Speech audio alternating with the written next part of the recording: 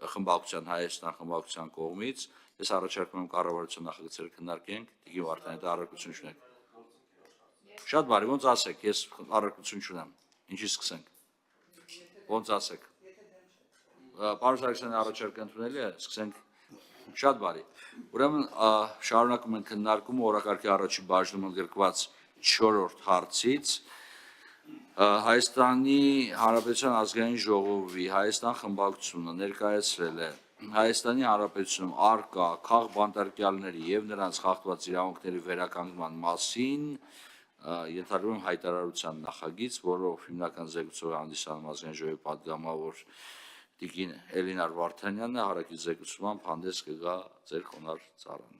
Տիկին Վարդանյան, հիմնական զեկուցումը ներկայացնելու համար խոսքը փոխանցում եմ ձեզ, խնդրեմ։ Այո, շնորհակալ եմ, սիրելի հայրենակիցներ, հարգելի գործընկերներ, Հայաստան խմբակցության կողմից ներկայացվել է հայտարարության նախագիծ, հայտարարության նախագիծը վերաբերում է Հայաստանի Հանրապետությունում առկա քաղբանտարկյալների և նրանց խախտված իրավունքների վերականգնմանը, հայտարարության մեջ ֆիքսում ենք, որ Հայաստանի Հանրապետությունում արձանագրվող ժողովրդավարության հետընթացը, որի բաղկացուցիչ մասն են կազմում խոսքի, խղճի, հավաքների, ազատությունների կոպիտ ոտնահարումները, ԶԼՄ-ների հանդեպ ճնշումները, շինծու քրեական գործերը, քաղաքական այլ հայացքներ ունեցող գործիչների և քաղաքացիների նկատմամբ, ընտրովի արդարադատությունը, կոռուպցիայի ահագնացող մակարդակը և դրսևորում են նաև աննախադեպ թվով քաղաքական բանտարկյալների առկայությամբ։ Իշխանությունը վերածվել է քաղաքական հետապնդումների, հալածանքների և հաշվեհարդարների բացահայտ գործիքի, իշխող վարչախմբի գործողությունները ուղղված են երկրում վախի մթնոլորտ սերմանելուն, իշխանությունն ամեն գնով պահելուն, որոնք հանգեցնելու են իրավական պետության հիմքերի խաթարման ու սահմանադրականության վերջնական տապալմանը։ Բռնաճնշումների շարունակվող ալիքի ընթացքում ձերբակալվել են, կալանավորվել, տնային կալանքի են ենթարկվել և կամ անարդար դատավճիռներով դատապարտվել են հայաստանյաց առաքելական Սուրբ եկեղեցին ներկայացնող arczepiskopոսներ, հոգևոր սպասավորներ և ծառայողներ, հայրենիքի պաշտպանության գործում իրենց կյանքը նվիրաբերած զինծառայողների ընտանիքների անդամներ և կամ հարազատներ, ընդդիմադիր քաղաքական կուսակցությունների ղեկավար մարմինների և երիտասարդական միությունների անդամներ, քաղաքական և քաղաքացիական գործունեություն իրականացնող և կամ իշխանություններին քննադատող անձինք, հասարակական և բարեգործական գործունեություն իրականացնող անձինք, Հայաստանի Հանրապետության և Արցախի Հանրապետության ազգային ժողովների պատգամավորներ, համայնքների ղեկավարներ, ավագանիներ և տեղական ինքնակառավարման մարմինների աշխատակիցներ։ Ազատությունից զրկված վերնշված բազմաթիվ քաղաքացիները համաձայն ԵԽԽՎ 2012 թվականի թիվ 1900 բանաձևով սահմանված չափանիշների ամբողջությամբ համապատասխանում են քաղբանտարկյալի կարգավիճակին։ Ես չեմ ընթերցի 1900 բանաձևով նախատեսված չափանիշները, կարծում եմ բոլորը ծանոթ եք այդ չափանիշներին։ Եվ ելնելով վերոգրալից աներկբա արձանագրում ենք, որ բազմաթիվ քաղաքացիներ զրկվել են ազատությունից կամ հետապնդվում են ոչ թե հանցանքի, այլ իրենց գաղափարների, խոսքի և դիրքորոշման համար, որոնց առնչությամբ առկա են խնդրական և տարբերակված մոտեցումներ։ Ուստի հաշվի առնելով վերոնշյալը,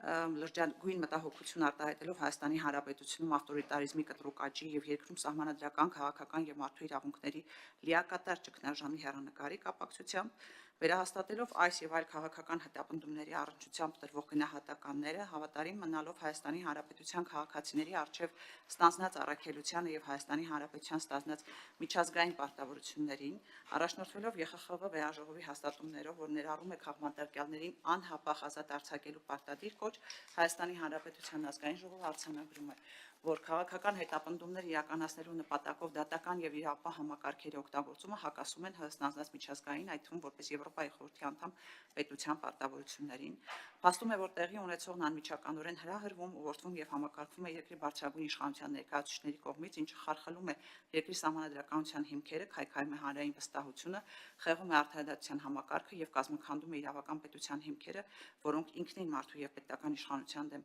ուղղված հանցագործություններ են, իր լիակատար համերաշխությունն է հայտնում բոլոր քաղբանտարկյալներին, քաղհալածյալներին և նրանց ընտանիքներին, պահանջում է դատարանների անկախության ապահովում, ընդդիմադիր գործիչների նկատմամբ իրականացվող հետապնդումների դադարեցում, բոլոր քաղբանտարկյալների ազատ արձակում, հրավիրում է Եվրոպական միության, Եվրոպայի խորհրդի, ԵԱՀԿ-ի, ՄԱԿ-ի մարդու իրավունքների գերագույն հանձնակատարի, միջազգային իրավապաշտպան կազմակերպությունների, ինչպես նաև Հայաստանի Հանրապետությունում հավատարմագրված բոլոր դիվանագիտական ներկայացուցչությունների ուշադրությունը տեղի ունեցող բացահայտ հակաժողովրդավարական եւ հակաիրավական գործընթացների վրա, ակնկալելով հստակ գնահատականներ Հայաստանի Հանրապետության իշխանությունների կողմից իշխանության ճյուղերի միջև հավասարակշռման եւ փոխսեստման մեխանիզմների խաթարման եւ քաղաքական զանգվածային բռնաճնշումների առնչությամբ եւ վերահաստատում է Հայաստանի Հանրապետության հանձնառությունը միջազգային չափանիշներին համապատասխան իրականացնել քաղաքացիների իրավունքների եւ ազատությունների պաշտպանությունը։ Այսպիսին է հայտարարության տեքստը եւ փորձեմ ներկայացնել հիմնավորումը։ Նախ հրատապությունը պայմանավորվեց է նրանով, որ Հայաստանում օրեցօր ահագնանում են բռնաճնշումները, այն ժամանակ, երբ մենք պատրաստում էինք այս հայտարարությունը, դրան զուգահեռ ելի տեղի էին ունենում քաղաքական նկատառումներով եւ ենթատեքստով կալանավորումներ, եթե ես փորձեմ այսպես թվարկել այն մարդկանց, ովքեր ենթարկվում են քաղաքական հետապնդման եւ նաեւ կալանավորված են քաղաքական դրդապատճառներով, կարծում եմ շատ երկար ժամանակ կխլի, այս պահին քրեական հետապնդման են ենթարկվում 60-ից ավելի Հայաստանի Հանրապետության քաղաքացիներ, ընդ որում քրեական հետապնդման են ենթարկվում հենց 19:00 բանաձևով սահմանված առաջին չափանիշի հիման վրա, այսինքն կալանավորումը իրականացվել է մարդու իրավունքների եվրոպական կոնվենցիայի եւ նրա արձանագրություններում արտացոլված հիմնարար երաշխիքների, մասնավորապես մտքի խղճի, կրոնի ազատության, արտահայտվելու եւ տեղեկատվության ազատության, հավաքների եւ միավորումների ազատության երաշխիքներից որը մեկի խախտում։ Մենք ունենք կալանավորված arczepiskopos, խոսքը Միքայել arczepiskopos Ալջապահյանի մասին է, ում նկատմամբ արդեն կա իհարկե առաջին ատյանի մեղադրական դատավճիռը եւ նշանակվել է պատիժ 2 տարի ազատազրկման ձևով, որին ոչ միայն կարելի է անվանել քաղբանտարկյալ, այլ կարելի է անվանել խղճի բանտարկյալ, որովհետեւ մենք տեսնում ենք, որ վերջինիս կալանավորումը պայմանավորված է եղել իր կողմից կատարված արտահայտությունների հետ, որ որևէ կերպ որպես կոչ որակել հնարավոր չէ։ Մենք տեսնում ենք Բագրատ arczepiskopos Գալստանյանին եւ մնացած 17-ին, ովքեր անցնում են ահաբեկչության վերաբերյալ գործով, այստեղ կան բազմաթիվ կալանավորված անձինք եւ ընդ որում պետք է եւս մեկ անգամ հաստատեմ, որ կալանավորման համար ներկայացված փաստարկները եւ նաեւ որոնք որպես ապացույց ուսումնասիրվելու են նաեւ դատարանում խիստ կասկածի տեղիք են թողնում անաչառ դիտորդի մոտ եւ թերևս այստեղ եւս մեկ մտահոգության մասին պետք է խոսեմ այս գործի հետ կապված ցավոք սրտի պետք է արձանագրեմ որ ազգային ժողովի ամբիոնը պետական պաշտոնատար անձանց կողմից օգտագործվել է սուտ կամ կեղծ ինֆորմացիա տարածելու համար ազգային ժողովի ամբիոնից դատախազի կողմից ներկայացված փաստական հանգամանքները ամբողջությամբ կոտրվում են պաշտպանական կողմից բերված հիմնավորումների հիման վրա, իսկ ազգային ժողովում քննչական կոմիտեի ղեկավարը հայտարարություն արեց, որ արկա է ահաբեկչության պլան ձեռքով գրված փաստաթուղթ, մինչդեռ գործի նյութերում այդպիսի փաստաթուղթ նույնիսկ գոյություն չունի, սա հասարակությանը մոլորության մեջ գցելու հերթական փորձը կարելի է դիտարկել։ Կալանքի տակ են գտնվում Գյումրում անհնազանդության ակցիային մասնակցած 23 Հայաստանի Հանրապետության քաղաքացիներ, 3-ի բանտային կալանքը փոխվել է այլ խափանման միջոցով։ Կալանքի տակ են գտնվում լրագրողական եւ այսպես բլոգերական աշխատանք կատարելու ընթացքում իրենց կարծիքը հայտնած Վազգեն Սաղաթելյանը, Երև Նարեկ Սամսոնյանը, Դավիթ Համբարձումյանն է ազատազրկման ենթարկված, կալանքի տակ են գտնվում զոհված հայրենիքի համար զոհվածի ծնողներ, կալանքի տակ են գտնվում նաև համայնքի ղեկավարներ, այնպես որ եթե այսպես փորձենք թվային կերպով ներկայացնել, գրեթե 40 անձ այս պահին գտնվում է կալանքի տակ։ Այստեղ ուզում եմ առանձնացնել նաև Լիդիա Մանթաշյանին, որովհետև 3 դատարանը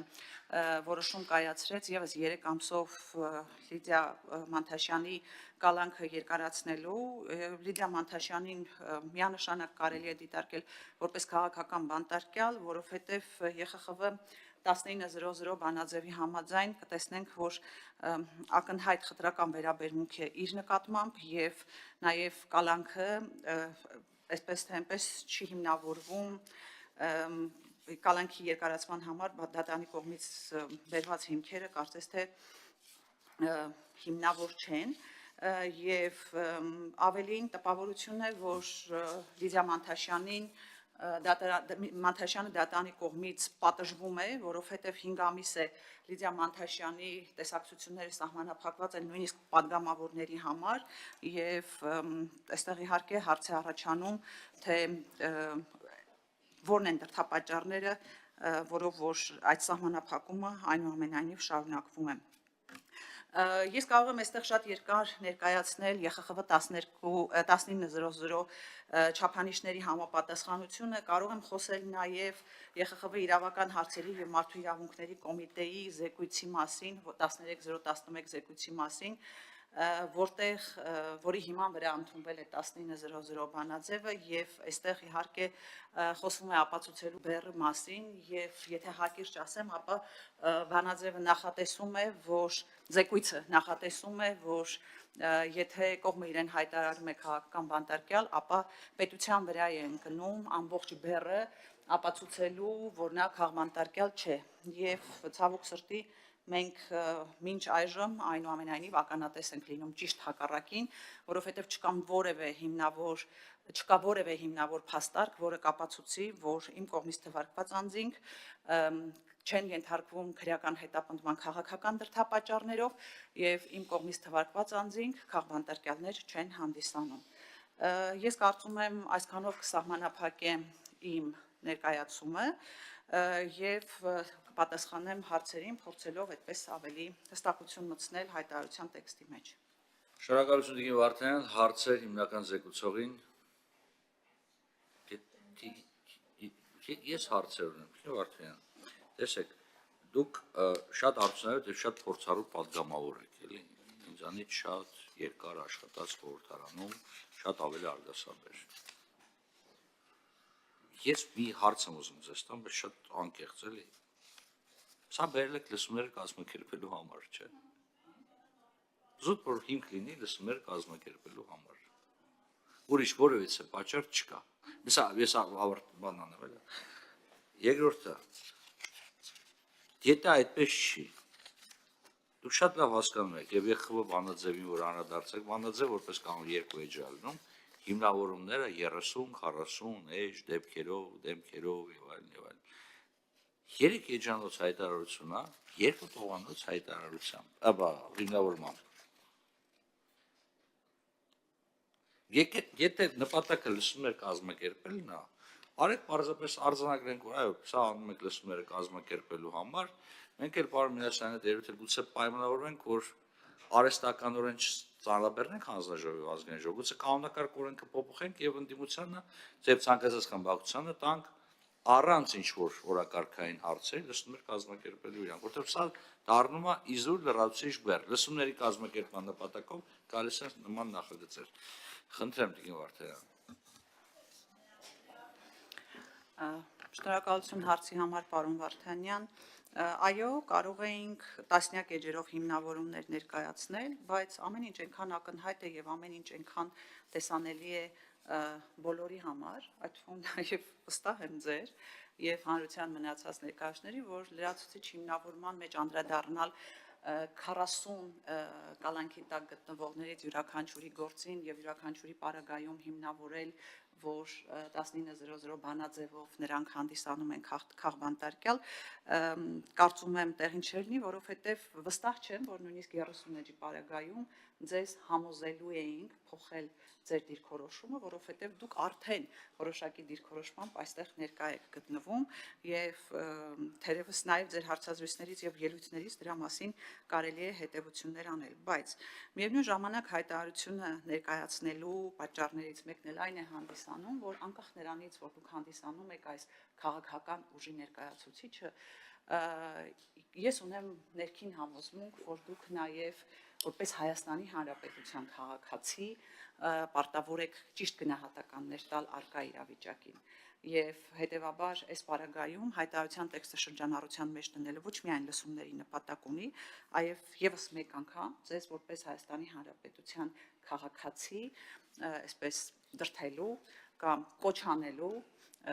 ճիշտ գնահատականներ տալ երկրում արկա իրավիճակին։ Իվարդյան, չէի ուզում, բայց դիպեցի նախ շնորհակալություն